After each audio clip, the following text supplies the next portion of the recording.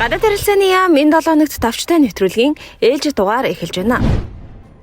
Гадаад харилцааны сайд Баццэг Япон улсын гадаад хэргийн сайд Хаяшитай 9-р сарын 26-ны өдөр Токио хотноо уулзалт хийлээ.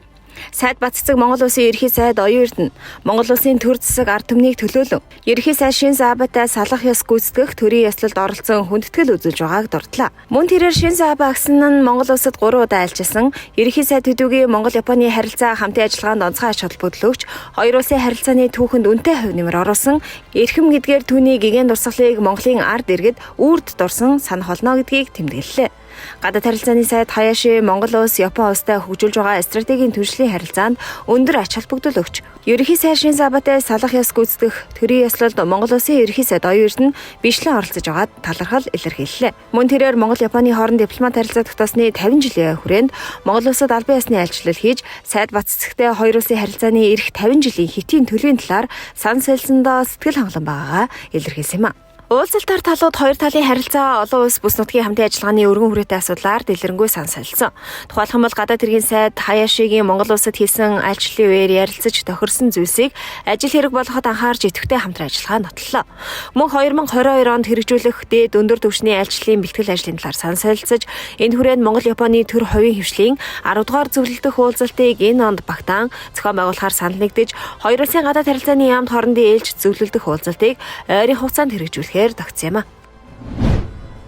Гадаад харилцааны дэд сайд мөнхчин Бүгд найрамдах социалист Вьетнам улсад хийж байгаа айлчлалынхаа хүрээнд Бүгд найрамдах социалист Вьетнам улсын гадаад хэргийн сайд Бу Тан Сонд 9-р сарын 23-ны өдөр бараалхлаа. Гадаад хэргийн сайд Бу Тан Сон Вьетнам Монголын гадаад харилцааны яам хоорондын зөвлөлдөх уулзалт тогтмолжиж байгаа сэтгэл хангалуун байгаагаа илэрхийлж Монгол улстай хөгжүүлж байгаа харилцаанд Вьетнам улс өндөр ач холбогдлуудыг онцлон тэмдэглэсэн юм. Мөн түүхэн уламжлалт найрсаг харилцаатай манайх хоёр улсын хувьд ирэх 2024 онд дипломат харилцаа тогтоосны 70 жилийн тохиохыг дурдаад энэ тодорхой төлөвлөгөөний дагуу яслал төвлөрд тэмдэглэхийг мэдгдсэн юм.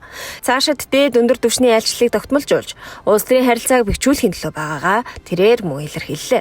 Дэд сайд мөнхчин уламжлалт найрсаг харилцаатай Бүгд найрамдах социалист Вьетнам улстай хөгжүүлж байгаа харилцааны түвшинг ахиулахыг санал болгоод хоёр талын хамтын ажиллагаа идэвхжиж байгаа сэтгэл хангалуун байгаагаа илэрхийллээ. Цаашид АСЕАН болон бүс нутаг олон улсын хамтын ажиллагааны төвшөнд ч улам идэвхтэй хамтран ажиллахын төлөө байгаагаа хоёр тал илэрхийлж худалдаа эдийн засгийн хамтын ажиллагааг өргөжүүлэхэд саад доторуулж байгаа тээвэр логистикийн хүндрэлийг багасгах чиглэлд хамтарсан арга хэмжээ авахар боллоо. Гадаад харилцааны дэд сайд мөнхчин Бүгд найрамдах социалист Вьетнам улсын ажилтнаар худалдааны дэд сайд Чан Хук-хан Вьетнамын коммунист намын төв хорооны гадаад хорооны дарга Ли Хуай Чунгтай тус уулзсан юм. Түүнчлэн гадаад харилцааны дэд сайд мөнхчин Нэгдсэн үндэсний байгууллагын Аз намхан далайн эдийн засаг нийгмийн комисс, Азийн хөгжлийн банк хамтран Аз намхан далайн бүс нутгийн эдийн засгийн хамтын ажиллагаа интеграцчлалын асуудлаарх сайд нарын баг хурлын даргалагчаар сонгогдож, худалдаа хөрөнгө оруулалтыг өргөжүүлэх замаар бүс нутгийн тэнцвэртэй байдлыг бэхжүүлэх нь сэдвийн дороосон 9-р сарын 28-ны өдрийн хуралдааныг даргалан явууллаа. Айлчлалын хүрээнд дэд сайд мөнхчин тус улсын хойд иргэн тээвэр логистикийн төв зангилаа болох Хайфонг хотод зочилж Далайн бомтын Тамбу терминалын үйл ажиллагаатай танилцлаа. Гадаад харилцааны дэд сайд мөнхчин Хайфонг бомт компани дэд ерөнхийлөгч Фан Бан Ган болон тус хотын гадаад харилцааны газрын удирдлагатай хоёр улсын хооронд худалдаа хийхэд учирч байгаа тээвэр логистикийн саад бэрхшээлийг шийдвэрлэх боломжит гарцыг эрэлхийлж ажиллахын чухлыг онцолж цаашид 3 дахь улсаас Монгол улс руу тээвэрлэж байгаа бараа бүтээгдэхүүнийг тус хотын бомтонд төвлөрүүлж Монгол улс руу автозамаар болон төмөр замаар тээвэрлэх боломжийн талаар санал солилцлоо.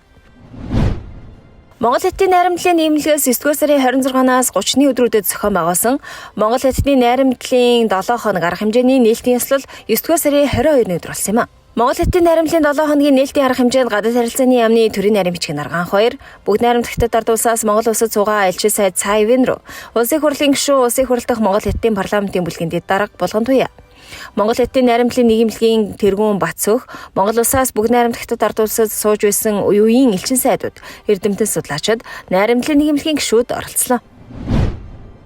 Монгол улс болон Бүгд найрамдах Хятад ард улсын гадаад харилцааны яам хоорондын консулын 22 дугаар зөвлөдөх уулзалт 9-р сарын 27-ны өдөр захин хэлбэрээр зохион байгуулагдлаа. Уулзалтыг Монголын талаас гадаад харилцааны яамны консулын газрын захирал болд Хятадын талаас Бүгд найрамдах Хятад ард улсын гадаад хэргийн яамны консулын газрын дарга Үу Ши нар тэргүүлж оролцсон юм. Уулзалтын талууд хоёр орны харилцаа хамтын ажиллагаа иргэд харилцан зорчих нөхцөлийг хөнгөвчлөх, Монгол Хятад иргэдийн хууль ёсны эрхийг хамгаалах чиглэлээр хамтын ажиллагааг бэхжүүлэх болон бусад асуудлаар дэлгэрэнгүй санал солилцлоо. Нэгдсэн улсны ерөнхий ассамблеийн 77 дугаар чуулганы ерөнхий сан шүүмжлийн үеэр 9 дугаар сарын 26-ны өдөр болсон цөмийн зэвсгийг бүрэн устгах олон улсын өдрийг тэмдэглэх өндөр түвшний уулзалтад Монгол улсаас Нэгдсэн улсны байгууллагын дэргэд суугаа элчин сайд байнгын төлөөлөгчийн хуралд оролцож үгэллээ. Байнгын төлөөлөгчийн хуралд энэхүү олон улсын өдрийг тэмдэглэн өнгөрүүлэх нь цөмийн зэвсгийн аюул занал хийлийн талаар таниулахад ач холбогдолтой болохыг тэмдэглэж, цөмийн зэвсгийг бүрэн устгах зорилгод хүрэхийн тулд гишүүн орнууд энэ тэргуунд цөмийн зэвсгийг үлдээлгэрүүлэх гэрээний хэрэгжилтийг эрчимжүүлэх шаардлагатай гэж үзэж байгаагаа илэрхийллээ. Тэрээр цөмийн зэвсэггүй бүсэд болон Монгол улсын олон улсад хүлээн зөвшөөрөгдсөн цөмийн зэвсгээс ангид статус нь цөмийн зэвсгийг хураах, үлдээлгэрүүлэх зорилтыг урагшлуулах, этгээслийг бичүүлэхэд үнэтэй хувь нэмэр оруулж ирснийг онцлон тэмдэглэсэн юм.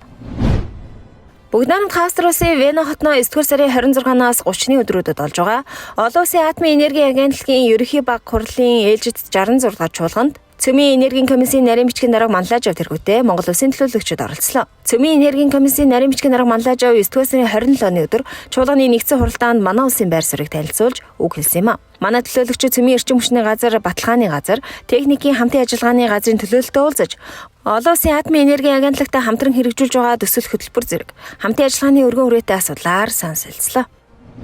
Гадаад харилцааны яам энэ 7 хоногт товчтой нэвтрүүлгийн ээлжид дугаар энэ хүрээд өндөрлөж байна. Эх 7 хоногт иргэн уулзъя.